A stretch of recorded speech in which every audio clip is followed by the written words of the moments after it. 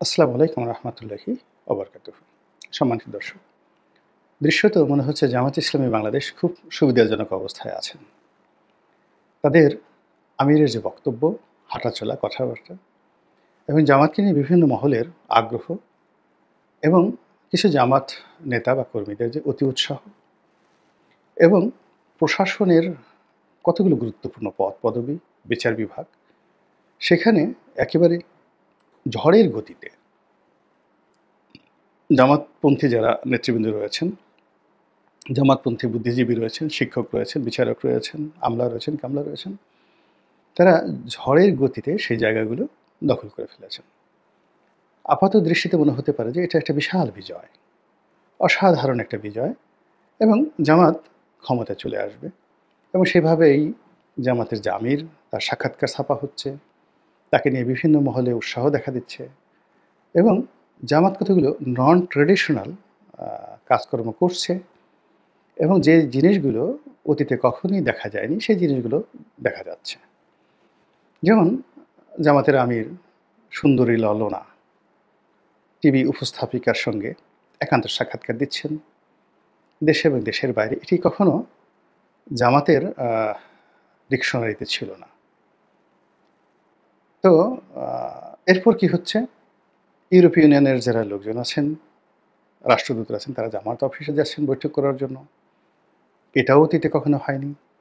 জামাতের যারা নেতৃবৃন্দ রয়েছেন তারা আবার সেই চীন সরকারের আমন্ত্রণে চীন ভ্রমণে যাচ্ছেন। আপাত দৃষ্টিতে মনে হতে পারে এই পুরো প্রক্রিয়াটি বা যা কিছু হচ্ছে সবই জামাতের অনুকূলে হচ্ছে এবং জামাত আগামীতে ক্ষমতায় আসবে, সরকারের সঙ্গে তাদের দহরম মহরম সম্পর্ক আছে এবং তারা কেউ কেউ বলছেন যে তারা সরকার গঠন করবে অথবা প্রধান বিরোধী দল হিসেবে থাকবে। এটা তাদের প্রথম পদক্ষেপ। যদি প্রধান বিরোধী দলে থাকে, নেক্সট যে ইলেকশন হবে সেই ইলেকশনে তারা অবশ্যই সরকার গঠন করবে মোটা দাগে। কিন্তু আমার কাছে মনে হচ্ছে যে এই হিসেবটি উল্টে যাবে এবং অবশ্যই উল্টে যাবে। এর কারণ হলো যে প্রতিটি মানুষেরই অস্তিত্ব, বিজয় সব কিছু নির্ভর করে তার বেসিক যে তার ফাউন্ডেশন, সেই ফাউন্ডেশনের উপর। যে ধরুন একজন মানুষ, তার শ্রেষ্ঠত্ব হয় মানবিক আচরণে। সে যদি পশুর মতো আচরণ করে, দাতাল শুয়োরের মতো সে গুঁতো দেয়, তো সে অনেক কিছু হতে পারবে কিন্তু মানুষ হতে পারবে না। একজন ধার্মিক, সে অনেক কিছু করতে পারে কিন্তু সে যদি ধর্মকর্ম না করে, সে কখনো ধার্মিক হতে পারবে না। তো জামাত যে কাজটি করছে তারও কতগুলো বেসিক এবং ফান্ডামেন্টাল ক্যারেক্টারিস্টিক্স রয়েছে এবং সেই চরিত্র অনুযায়ী তার বন্ধু আছে, তার বান্ধব আছে, শুভানুধ্যায়ী আছে, কর্মী আছে, সমর্থক আছে এবং তার একটা সার্কেল আছে এবং যখন সেই সার্কেলের বাইরে সে চলে যায়, ইট মিনস সে সঠিক পথে নাই এবং দুরবস্থার মধ্যে পড়েছে। যেমন ধরুন আমি একে একে বলি ঐতিহাসিক ঘটনায় যাওয়ার আগে। জামাতের কৌশলগত বন্ধু হবে পাকিস্তান, কৌশলগত বন্ধু হবে সৌদি আরব এবং তুরস্ক, মিশর, এই মুহূর্তে মিশর। কিন্তু গত ১ মাসে এই রাষ্ট্রগুলোর সঙ্গে তাদের সম্পর্ক, সমর্থন, দহরম-মহরম দেখা যায়নি। এটিকে অনেকে বলতে পারেন যে এটা গোপনে হয়েছে, প্রকাশ্যে হয়নি। নো, প্রকাশ্যেই এটাকে হতে হবে। এখানে কোনো লুকোচুরি করলে হবে না। কিন্তু জামাতের সঙ্গে যদি আমেরিকার সম্পর্ক হয়, ইউরোপীয় ইউনিয়নের সম্পর্ক হয়, এটি জামাতের জন্য বহন করা খুবই কঠিন একটা বিষয়। জামাত এটি এই ভার বহন করতে পারবে না। ইউরোপীয় ইউনিয়নের টার্মস কন্ডিশন রেফারেন্স কোনো কিছু তারা বহন করতে পারবে না। উল্টে ফেলে সেখানে একটা রং মেসেজ যাবে এবং জামাতের নেতাকর্মী যারা আছে তারাও আগামীতে বিভ্রান্ত হবেন। ২ নম্বর হলো চীনের সঙ্গে জামাতের কোনো অ্যাঙ্গেলই সম্পর্ক হয় না। কোনো অ্যাঙ্গেলই সম্পর্ক হয় না। ধর্মীয় দিক থেকে, বিকজ সেখানে উইঘুর মুসলিমদের উপর ভীষণ রকম নির্যাতন হচ্ছে এবং যেটি নিয়ে জামাতের নেতাকর্মীরা, জামাতের যারা বক্তা তারা মানে এমন সব জ্বালাময়ী বক্তব্য দিচ্ছেন চীনা মুসলমানদের, উইঘুর মুসলিমদের দুর্দশা নিয়ে। তো সেখানে জামাত সেই চীন দেশে যাচ্ছেন। ২ নম্বর হলো চীনের যে কমিউনিস্ট সরকার, এরা জামাতের যে আইডিওলজি, সেই আইডিওলজির একেবারে বাইরে। মানে জামাত ধর্ম বিশ্বাস করে, ধর্মভিত্তিক একটা রাজনৈতিক দল, ধর্মভিত্তিক একটা রাষ্ট্র তারা গঠন করতে চায়, কোরআনের আলোকে তারা একটা সংবিধান রচনা করতে চায়। এবং জামাত যদি একটা মুসলিম রাষ্ট্র গঠন করে, সেখানে বিধর্মীরা সঙ্গতি কারণে জিজিয়া কর দেবে। তো সেই ক্ষেত্রে তাদের যে বন্ধুত্বটি বা লেনাদেনাটি যদি চীনের সঙ্গে, যেখানে ধর্মকে স্বীকারই করা হয় না, বরং কেউ যদি ব্যক্তিগতভাবে ধর্মকর্ম করতে চায়, সেটিকেও ক্ষেত্র বিশেষে তারা রাষ্ট্রীয়ভাবে বাধা দেয়। তো সেখানে জামাতের কর্মটা কী? তারা যদি জামাতকে টার্গেট করে, জামাত কি চীনের প্রেসিডেন্ট মিস্টার শিকে ইসলাম ধর্মে ধর্মান্তরিত করবেন, নাকি মিস্টার শি জামাতকে একটি কমিউনিস্ট পার্টির, চীনা কমিউনিস্ট পার্টির একটি অঙ্গ সংগঠন রূপে তাদের বন্ধু বানানোর জন্য, তাদের সহযোগী বানানোর জন্য চেষ্টা করবে? হোয়াট এভার ভেবে যাই হোক না কেন, জামাত এই চীনের সাথে সম্পর্কের ক্ষেত্রে তাদের সক্রিয়তা তা হারিয়ে ফেলবে। এই গেল এখনকার বর্তমান অবস্থা। দ্বিতীয় যে সমস্যাটি, সেই সমস্যাটি হলো, আমরা সেই মদন কুমার এবং মধুবালার নাটক কবি জসীমউদ্দিনের যারা পড়েছেন তারা খুব ভালো করে জানেন যে মদন কুমারের জন্মের পর দীর্ঘদিন তাকে আলোর বাইরে রাখা হয়েছিল, অন্ধকারে রাখা হয়েছিল একটা ঘরে। এর কারণ হলো, বলা হয়েছিল যে সে যদি সূর্যের আলো একটা নির্দিষ্ট বয়সের আগে দেখে, তাহলে সে উন্মাদ হয়ে যাবে। তো যাই হোক, তো একদিন সে যখন সূর্যের আলোর দেখা পেল এবং ঘরে যখন তার কাজের লোক ছিল না, গার্ড ছিল না, তখন সেখান থেকে সে বের হয়ে আসলো, সে পাগল হয়ে গেল। এর ব্যাপার হলো যে মানুষ যে পরিবেশ পরিস্থিতি থাকে, যেমন ধরুন আয়না ঘরে যারা বন্দী ছিল, তারা তাদের যে ট্রমা, তারা জীবনে কাটিয়ে উঠতে পারবে না, অস্বাভাবিক একটা জীবন তাদেরকে ভোগ করতে হবে। এবং এটা যত প্রলম্বিত যাদের জীবনে হয়েছে, কেউ যদি 6 মাস তাদের একভাবে হয়েছে, কেউ যদি 6 বছর আয়নাঘরে থেকেছে, তাদের জীবনে এর নেতিবাচক দিক আসছে ওইভাবে। তো জামাতের ট্রমা হলো, জামাতের প্রথম সারির যত নেতা, তাদেরকে আওয়ামী লীগ নির্যাতন করেছে, জুলুম করেছে, অনেকে ফাঁসিতে ঝুলিয়েছে। এবং গত বলতে গেলে 2012 থেকেই জামাতকে রীতিমতো আন্ডারওয়ার্ল্ডে পাঠিয়ে দিয়েছে। তো 12 থেকে 24 মানে প্রায় 13 বছর কন্টিনিউয়াসলি, আর যদি অন দ্য লং রানে বলেন 15 বছর জামাতকে পালিয়ে থাকতে হয়েছে, ভয় পেতে হয়েছে। থানা, পুলিশ প্রশাসন তারা কখনো বুক ফুলিয়ে চলতে পারেনি। এবং 15 বছর এভাবে নির্জীব থাকতে থাকতে তাদের মাসেল, তাদের পেশি, তাদের চিন্তা শক্তি, তাদের রুচি, তাদের খাদ্যাভ্যাস, তাদের চিন্তা চেতনা, সব কিছুর মধ্যেই একটা পলায়ন পর একটা মনোভাব, একটা মনোবৃত্তি তাদের তৈরি হয়ে গেছে। এখান থেকে বের হয়ে উন্মুক্ত ময়দানে হাঁটাচলা করতেই তাদের 1 বছর সময় দরকার ছিল। কোনো কথা না, যা শুধু তারা এই 15 বছর যে পালিয়েছিল, লুকিয়েছিল, তারপরে পুলিশ দেখলে দৌড়ে পালিয়েছে, এটাকে স্বাভাবিক করার জন্য left right left right America দেয়, এটাকে 1 বছর শুধু তাদেরকে লেফট রাইট করা তাদের জন্য ফরজ ছিল। কিন্তু সেই কাজটি তারা করেনি বা সেই সুযোগ তারা গ্রহণ করেনি। তারা প্রথম দিন থেকেই, একেবারে ফার্স্ট ডে থেকেই পলাতক অবস্থা থেকে বের হয়ে সেই আগস্ট মাসের 5 তারিখ থেকেই অ্যাজ ইফ তারা যুদ্ধের ময়দানের প্রথম কাতারের তারা সোলজার বা যোদ্ধা হিসাবে প্রতিপক্ষের সঙ্গে লড়াইতে নেমে গেছে। সেটা কার সঙ্গে? বিএনপির সঙ্গে। বিএনপির উপর জুলুম অত্যাচার হয়েছে, বিএনপির অনেক লোক পালিয়ে থেকেছে, কিন্তু বিএনপির একটা বিরাট অংশ কিন্তু জামাতের মতো ছিল না। লক্ষ লক্ষ নয়, কোটি কোটি বিএনপির নেতাকর্মীরা আওয়ামী লীগের সঙ্গে ফাইট করে, মামলা মোকদ্দমা ভোগ করে তারা প্রকাশ্যে সমাজে ব্যবসা করেছে, বাণিজ্য করেছে, অনেক ক্ষেত্রে মারামারি কাটাকাটি করেছে। এখন জামাত কি করলো? এই যে একটা অবস্থা থেকে বের হয়ে তাদের সংখ্যা লঘিষ্ঠ সদস্যদেরকে নিয়ে বিএনপির সঙ্গে সরাসরি বিরোধে জড়িয়ে পড়ল। আবার বিএনপির কে এবং আওয়ামী লীগকে একটা শিক্ষা দেওয়ার জন্য এই সরকারের যারা কুশীলব, তারা জামাতকে ইনস্ট্রুমেন্ট হিসেবে ব্যবহার করার চেষ্টা করছে। এবং এই একটা ইনস্ট্রুমেন্ট থেকে বাঁচার জন্য, অথবা ইনস্ট্রুমেন্ট হয়ে বিএনপি এবং আওয়ামী লীগের সঙ্গে সমান তালে খেলার জন্য যে জিনিসটি দরকার, যে কৌশল, যে সাহস, যে বুদ্ধি, যে অর্থ যেটি দরকার, এটি জামাতের নেই। এবং এটা অসম্ভব একটা বিষয়। এমনকি জামাতের যারা নেতাকর্মী আছেন, তারা যদি একেবারেই পৃথিবীর শ্রেষ্ঠতম যোদ্ধা বা গেরিলা যোদ্ধা চে গুয়েভারের মতো হন, ফিদেল ক্যাস্ট্রোর মতো হন, নেলসন ম্যান্ডেলার মতো হন, সেক্ষেত্রে এটা সম্ভব নয়।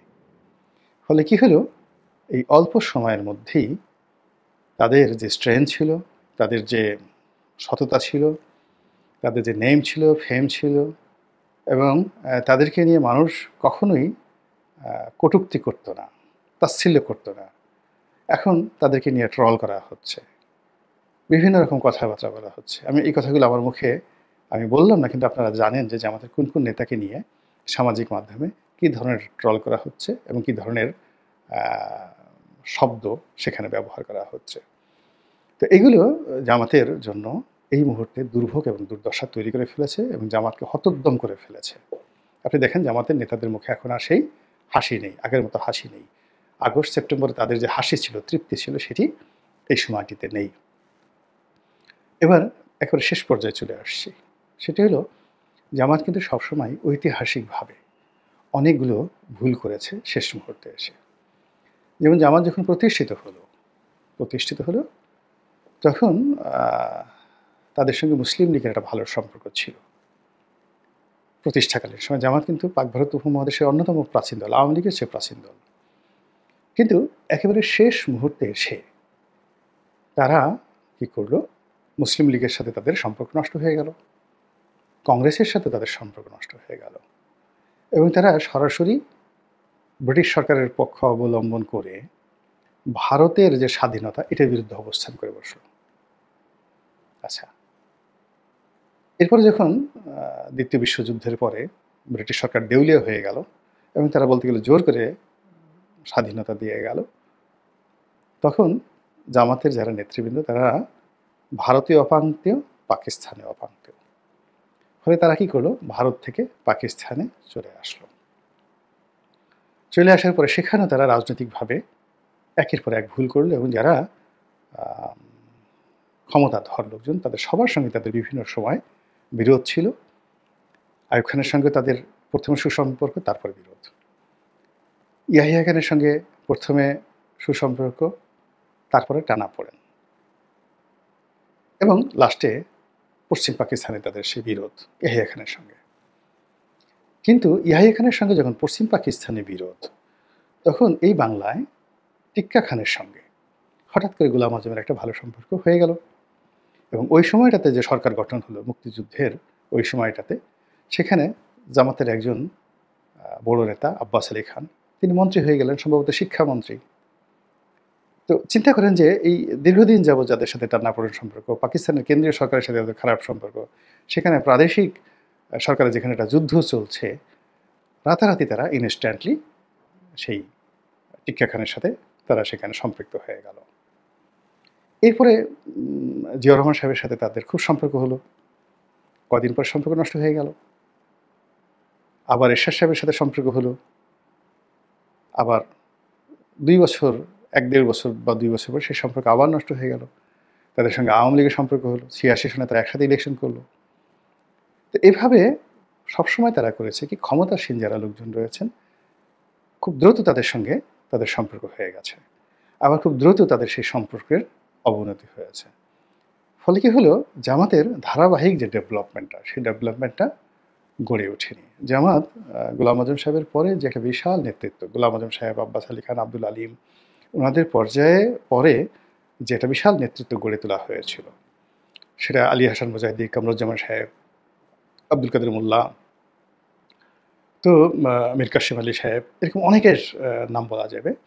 এই পুরো সেটটা কিন্তু ভ্যানিশ হয়ে গেল আওয়ামী লীগের সঙ্গে তাদের যে অতীতের বন্ধুত্ব এবং পরবর্তীতে বিশ্বাসহীনতা। কারণ 86 সালে তাদের বন্ধুত্ব হয়েছিল, 96 সালেও তাদের মোটামুটি বন্ধুত্ব ছিল। 96 থেকে 2001 সালে আওয়ামী লীগের সঙ্গে তাদের একটা ভালো আন্ডারস্ট্যান্ডিং ছিল। এবং আপনার মনে আছে যে আওয়ামী লীগের রাষ্ট্রপতি প্রার্থী সেই গোলাম আজম সাহেবের বাসায় গিয়েছিলেন সমর্থন লাভের জন্য, বদরুল হায়দার চৌধুরী।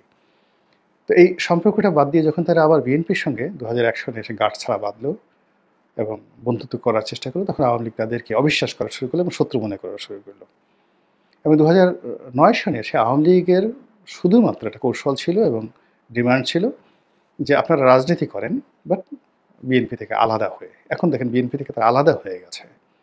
বিএনপির সাথে তাদের শত্রুতা হয়েছে, কিন্তু 2009 সনে পুরোটা 2009 থেকে একেবারে 2010 সনের শেষ পর্যন্ত আওয়ামী লীগ কন্টিনিউয়াসলি 2 বছর চেষ্টা করেছে জামাতকে তেল দেওয়ার জন্য, ঝোল দেওয়ার জন্য, সমঝোতা করার জন্য, বোঝার জন্য যে আপনারা রাজনীতি করেন এককভাবে। এখন যেভাবে করছেন বিএনপিকে বাদ দিয়ে, বিএনপি জামাতের যে ট্যাগ এটিকে বাদ দিয়ে।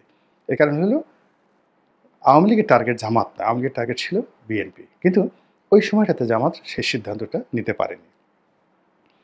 এরপর আওয়ামী লীগ চেষ্টা করেছে জামাতকে হাক করার জন্য দেলোয়ার হোসেন সাইদী সাহেবকে দিয়ে, যে সাইদী সাহেবকে অ্যারেস্ট করা হলো, এবং যখন সাইদী সাহেবকে অ্যারেস্ট করা হলো প্রায় 2 মাস পর্যন্ত তার বিরুদ্ধে সারা বাংলাদেশে একটা জিডি এন্ট্রিও ছিল না। তারপরে তাকে প্রস্তাব দেওয়া হলো যে আপনি আলাদা জামাত করেন, আমরা সব কিছু পেট্রেন করব। উনি রাজি হলেন না। ফলে কি হলো, তাকে ফাঁসিয়ে দেওয়া হলো। এইভাবে মানে সব সময়টাতেই এই যে রাজনীতির যে কূটকৌশল, ক্ষমতার রাজনীতি, ক্ষমতার কূটকৌশল এবং প্রতিপক্ষের সাথে সম্পর্ক রাখা না রাখা, এইগুলোর যে জটিলতা, ঐতিহাসিক জটিলতা, সেই জটিলতায় কিন্তু সবসময় জামাত ক্ষতিগ্রস্ত হয়েছে, মারাত্মকভাবে ক্ষতিগ্রস্ত হয়েছে। এবং অতীতের যে জটিলতা, তার চেয়ে এখন এই বর্তমান জামানাতে তারা সবচেয়ে বেশি জটিলতায় পড়েছে। ভারতের সাথে তাদের সম্পর্ক, আমেরিকার সাথে তাদের সম্পর্ক, সমন্বয়কদের সাথে সম্পর্ক, ডক্টর ইউনূসের সাথে সম্পর্ক, ক্যান্টনমেন্টের সাথে তাদের সম্পর্ক, সিভিল সার্ভিসের সাথে সম্পর্ক, তারপরে অন্যান্য রাজনৈতিক দলের সাথে সম্পর্ক, সবগুলো সম্পর্কের মধ্যে যে জটিল রসায়ন এই 2024 সনের নভেম্বর মাসে হয়েছে, আমি যেটা দেখতে পাচ্ছি, এরকম জটিল রসায়ন তাদের অতীতকালে কখনোই ছিল না। এই মুহূর্তে বাংলাদেশে জামাতের রাজনৈতিক অঙ্গনে, রাজনীতির বাইরে, ট্রাস্ট অর্দি কোনো ফ্রেন্ডশিপ নেই, কারোর সাথে নেই, কোনো রাজনৈতিক দলের সাথে নেই, কোনো ব্যক্তির সাথে নেই, কোনো সম্প্রদায়ের সাথে নেই। শুধু জামাতের যারা লোকজন আছে তারা কীভাবে আছে কেবলমাত্র জামাত জানে।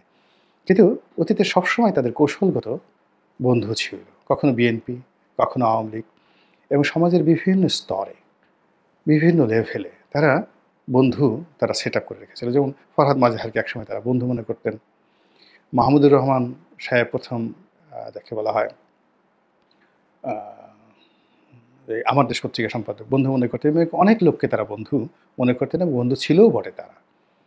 কিন্তু সেই জিনিসগুলো এখন নেই। তারপরে শফিক রেহমান সাহেবের সাথে তাদের একটা ভালো বন্ধুত্ব ছিল, নেই এখন। এরপরে এখন তাদের বন্ধুত্ব আছে পিনাকির সঙ্গে, তাদের বন্ধুত্ব আছে কনক সারওয়ারের সঙ্গে, তাদের বন্ধুত্ব আছে ইলিয়াস হুসাইনের সাথে। এবং আপনারা লিখে রাখেন, আগামী 1-2 মাসের মধ্যে এই বন্ধুত্বটা